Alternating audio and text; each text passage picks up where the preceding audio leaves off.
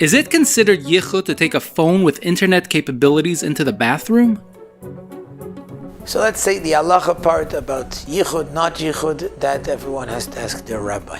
But there's something that we do have to remember, and that is 100% clear. When the Chachamim established the Isser of Yichud, the prohibition against Yichud, there's actually two parts to it. There's the Torah prohibition, which is a man going in a room alone with a married woman, is an Isser Deiraisa. It's something which, not an Isser Deiraisa, it's not a lav, but it's something which we learn from the Torah. The Torah doesn't allow it to happen. A man going with an unmarried woman into a room alone is something that was made as a gzeira, as a decree in the time of David HaMelech. It was the Bestin of David HaMelech that established that. Now when Chachamim established these things, it wasn't in order to make our lives more complicated. It was the opposite. Chachamim, despite how holy they are, and because of how holy they are, their job is to know us and to know our problems in a way even better than us. Chachamim know us and know a person and know that when it comes to arayos, when it comes to the concepts that have to do with forbidden relationships and things of the like, since a person's heart lusts it, therefore, ein apotropos la'arayos, there is no guard. There is nothing that can certify that the person won't do something wrong.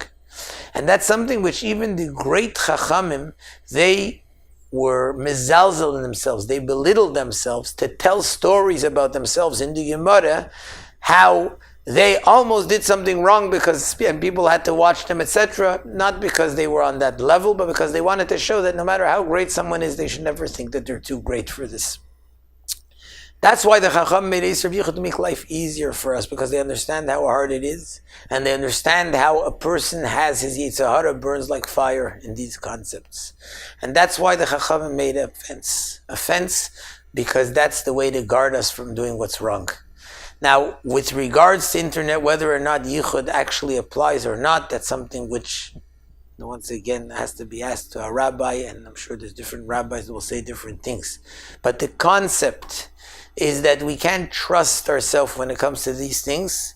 With regards to internet, when it's as easy as the push of a button, or even a mistaken push of the button, to reach things which are forbidden and which a person later on regrets, the way the Chachamim taught us already back then to deal with it is by having another person or other people knowing about it.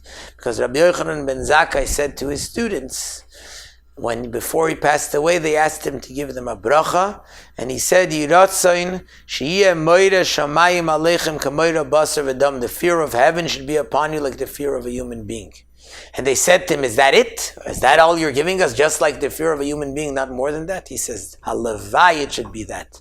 Because the proof is, when a person does something wrong, his first issue is he doesn't want anyone else to see and know about it. That's human nature. We're afraid of someone else knowing that we did something wrong.